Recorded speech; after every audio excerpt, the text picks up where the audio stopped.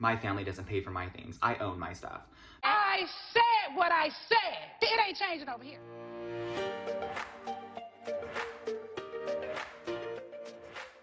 Hey, welcome back to video 2 during this quarantine.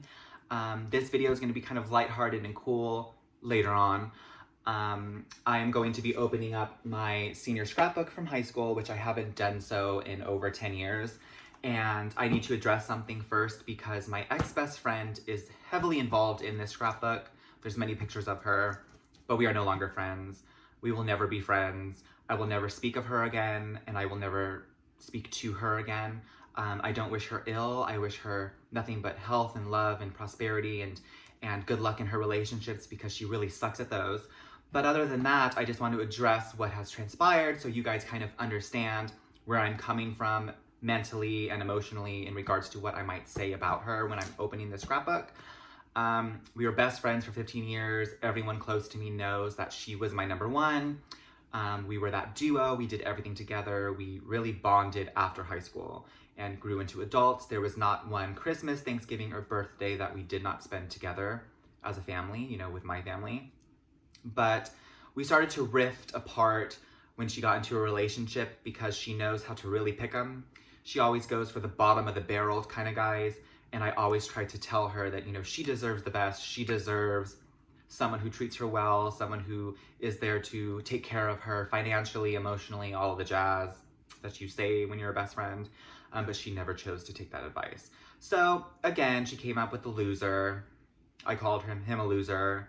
She didn't like that. We started drifting apart, whatever. My definition as a loser is someone whose furniture's on the floor, who doesn't have a well-paying job, no education, no car, doesn't own anything himself, and, she is well off. Well off in normal society eyes, but the real deal is I would be well off too, and I would have a new car and my own home if my parents put their name on it too, My family doesn't pay for my things. I own my stuff. But other than that, I was really ill last year.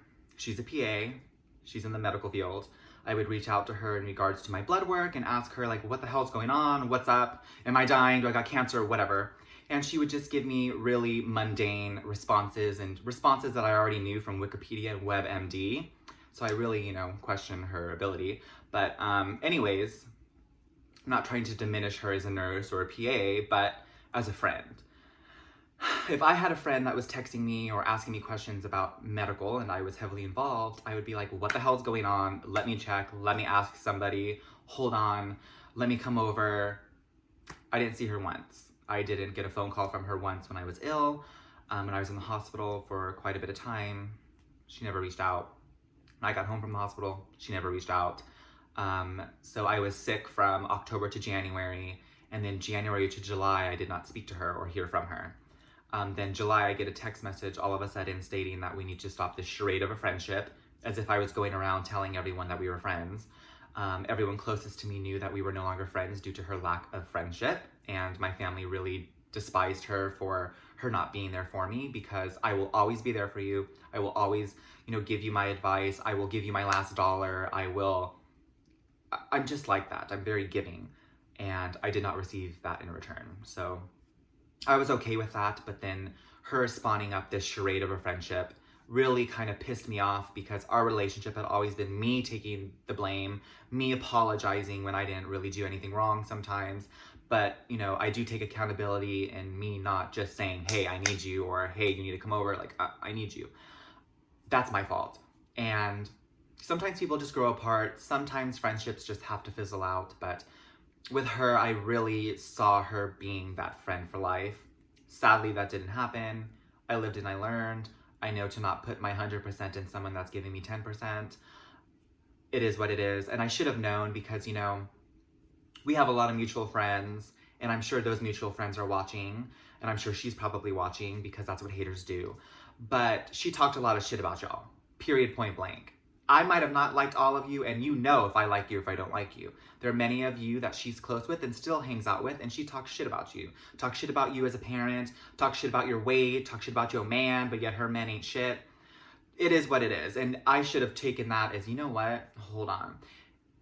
if she's talking about them, then she's probably talking about me, which I later found out that she had been talking about me the whole time we were friends. So I wish you peace. You know, go on with your bad self, girl. Good luck. Be the best doctor that you could be. Struggle with your relationship. You know, you're going to have all the money in the world. You're going to have, you know, the greatest family because your family is amazing. But relationships aren't your thing. And at the end of the day, I'm done. I wash my hands of you. Good luck. Don't mess it up. All that jazz. So now let's just open and get into this. So, yeah. Why am I so afraid to open this? It's like opening one of those horrendous vaults that you don't want anyone to see the contents of. This was a major grade in our English class, our senior year. Basically just collecting mementos and writing prompts about our senior year. I haven't opened this in 10 plus years. I was class of 2009 at Stevens High School. Yes, that Stevens. However, it was not as bad as it is now. It was pretty decent when I went, so I'm just gonna say that. I was a class of, I think, like over 600 for sure. I don't remember my ranking. I wasn't stupid, but I wasn't the smartest. There's our class. We had to stand in the blazing sun, and of course we couldn't wear shorts, so I was sweating like a prostitute in church. Here's my front page. There is me. Oh my God, them bangs though. This is my schedule. I can't take it out. Everything's glued because I was dumb like that. Like I even glued this down. This is like a letter to my future self. I don't think I wrote in it though. So, and then there's like a Facebook message from someone that I went to middle school with. She put, it's from, Damali was her name. This was October 11th, 2008. Oh my goodness. She said, hey, oh my God, that doesn't even say oh my God. It says, okay. Okay, Nick, can you believe that we've been friends for so many years? I can't believe that we are now seniors at 2 different schools, but we are still great friends. You have changed a whole lot. She meant changed. Not in a bad way though. I love you and always will. Friends till death. Ooh, and she even got that online. She was online. God, those were the good old days. There's my name, obviously. And then on this side is just like a prompt that I had to write about senior year. If you want to read it, you can pause it. I'm not about to read it because, yeah, this video would be 1,000 hours. Well, here we go. Here it is. So this was my ex-best friend's 18th birthday. We went to P.F. Chang's. We went to Bass Pro Shop. That's like the only time I have ever been in that store. We went with our friends Capricia and Zara. Yeah, and I stole these. I stole these, the chopsticks. And then my fortune said, do not give up. The beginning is always the hardest. Interesting. Oh my gosh. So this is when we went to the corn maze. I forgot what it's called. It has a name, but it's a corn maze in Hondo. I'm sure if y'all know, you've been here. It's kind of cool. Like you go through a maze. Every maze is different. This year's, it was, well, not this year's, but 2009's was like a tractor. And they have markers to where you answer a question. And if you get it right or wrong, it'll tell you the direction in which you go. If you get them right, you're gonna get out of the maze. If you get them wrong, you'll go to a dead end. Luckily, we got movies and actresses and actors, so we got out because I know my business. Again, there's me and my ex-best friend. It's always like the same duo. It was Panisha, me, Jocelyn, and Taffin, which my ex-best friend talks shit about all of them, which is interesting.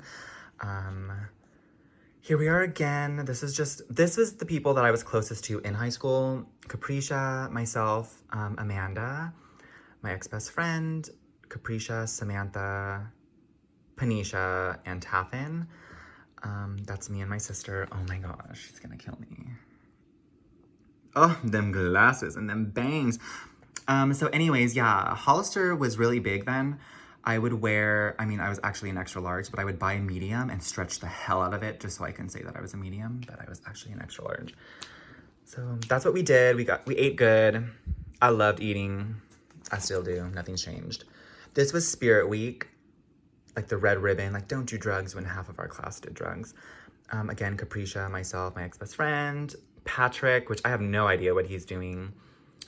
This was Jersey Day. This was Bright Colors or like Pastel Day. Let me look. Yeah, Pastel Day, I think. And then this was Tie Day. Oh, Abercrombie and Fitch. And oh my goodness, look at those jeans. See, none of my friends were real because I would have been telling me that I looked a hot mess. Next is, oh my gosh, homecoming. So this is just a bunch of the events that I went to during senior year, like the blood drive. Oh my gosh. I'm gonna tell you all a story about the blood drive. Iconic. Faculty Follies, which is, it was like the best thing on the planet. It was, our teachers would put on a talent show. Hilarious. If y'all know Mr. Stone Street, he was DADDY back then. Jeez. We did internships in culinary, like the Radisson and the Hyatt. That was interesting. So yeah, this is homecoming. That's me, Taffin, and Panisha. Oh my god, they look so cute. I look a hot mess. Per usual. What's next? Let's see. Oh, so I was heavily involved in culinary. I won first place in 2 competitions. I went to state competition. We were all really good at cooking and baking. This is my class, I guess, like the ones that competed. The same people, Panisha, Capricia, Taffin, my ex-best friend, Jocelyn, Samantha, myself, and then Miss Campos, which was like the best teacher ever. And then these are some of the guys. Renee and Ryan, same crew. It's like, you know, we were joined at the hip. I don't know who decided to have us pose like this. And I don't know what in the world Capricia is doing with her fingers. Maybe she's trying to do, I don't know. This is when I don't know. I don't think we won anything. I think it's like participation. Who knows, who knows. Prom, the struggle. So, I was supposed to go with someone else, but I decided not to because she didn't want to go with my friends. And I was like, yeah, no. So this girl, her name was Haley. She was in my student council class. She's so sweet. I literally asked her to prom like a week or 2 before she's able to find a dress. I was hoping she was going to do pink because I was not about to wear pink and look like Miss Piggy. So I accented it with silver because I was gay back then, but no one knew. This is, again, the same crew, all of us. At prom. Prom was a hot mess, and we went to Benihana's, and my ex-best friend was late, per usual, so we were late to prom. And these, let's see, who's still together? They are not together. They're actually married and have a kid. They were just friends. Jocelyn actually has a daughter, which is so cute. I actually ran into her at work. Haley, I believe, she just got married. Capricia, they are not together anymore, but she is married and just had her first baby. Samantha and him are not together. That's her son's dad, and I want to say she's in a relationship right now. I think so. I don't know. Amanda broke up with him after high school. They are both very sweet. I still kind of keep in touch. I keep in touch with Amanda. I talk to Jocelyn every now and then. I see Taffin sometimes. And Capricia, like very rarely, but they're all doing really well, which is really good. Okay, so this is when I won first place in Skills USA, and then I went to state. I was plate number 9. Oh my gosh, this picture, this is when like editing was just starting. Look at how I edited that. I'm glowing. I'm literally glowing like a light stick. And then I made this student paper for winning. I won first. I don't know the other girl's name. I don't know her name anymore. She won second, and then Jocelyn won third. Jocelyn actually became a chef, which is, I think she's one of the, no, her and Renee, I believe, became chefs, but all of us, yeah, no. I wrote about Obama because he was the first African-American president. I loved Obama. I thought it was a start to a new era, which ended, sadly, and now we're in this craziness. This is when we went to Houston and Kima for a field trip. It was amazing. We stayed at the Hilton, went to the Galleria. Again, rocking Hollister and faded light jeans. I don't own a single pair of light jeans for a reason anymore. Trash. Oh, look at the camera. This is 2009 realness. Look at that smile, never showing teeth. And look at that camera. I thought I was hot shit with that camera. I was never hot shit though, to be honest. So this is I Am Gonna Do This. So we wrote a blurb about all of our closest friends. I'm gonna read that in a minute, but this is just like us having good times, and just, I love this picture of me and Capricia. Me and Taffin, we were never really close in high school. I didn't really like Taffin too much. She was like attention seeker. People made fun of her instead of laughing with her. My ex-best friend talked mad shit about her. Like, it was ridiculous. Hated her, but now they're friends, which is interesting. So yeah, let me read this about my friends real quick. So Capricia. Should I read this? Nah, I'm not gonna read this. I'm just gonna read what I said about my ex-best friend. You can pause it and read it about yourself if you're in this. So Kathleen, we go back all the way to 7th grade, hating each other. That should have been the sign. I hated that bitch back then. Hated each other, and look at us now. We are close friends, and she will always be my blonde Asian, which means she was stupid. I sometimes don't understand her, but in the end, I love her dearly, and her mom makes the best lumpias. Why? My fat ass would put that about lumpias. I love her parents. I love her brother and her sister. It just sucks that she's like the rotten tomato, but whatever. Oh my God, the receipts to off-campus lunch because my ass grubbed. I loved me a rodeo bacon cheeseburger from Burger King. I would scrape up my change. And then I had to write about my college plans, which was to go to UTSA, which I did. But did I finish? Did I not finish? I don't know. You'll never know. And then this was just a bunch of like random stuff. Let me kind of go through this real quick because this stuff is not glued. This was, oh my gosh. This was my student council pass. I wore this all the time, so no one stopped me because I was always going to the bathroom. This is my, let me blur out some stuff. This is my first driver's license. That face though, jeez, horrendous. What is this? Oh my gosh, this is a letter from Capricia. That's sweet. This was, I remember this. This was Samantha's baby shower invite. It was so cute. Me, my ex-best friend, we all went, which she talked shit about her too. Interesting. This is our invitation? Yeah, to graduation. That's what that is. This is the booklet that they give you at graduation. We were the Falcons. Stephen's Falcons. I mean, do I want to say that I went there? No, but I did, and that's the truth. So, yeah, I'm not even gonna put that together, but this is my senior scrapbook, and look at that fat, porky face, but not much has changed. One thing I do have to say about myself is I like my teeth and my nose. That's about it. My eyebrows were trash back then. They kind of still are. And look at them ears and them earlobes. Even my earlobes were obese. Yeah, I weighed 210 pounds in high school. If you wanted to know. Ooh, God, the shine on that. See, I have been in quarantine a little bit too long because my nails, they be shining. They be shining bright like a diamond. So that was my cringe-worthy senior scrapbook. Let me know in the comments below if you guys did scrapbooks too, or if this was just a Texas thing or a district type of thing. If you guys did them, I would love to see them. Let me know if we were the only ones in Northside to do this. I don't know.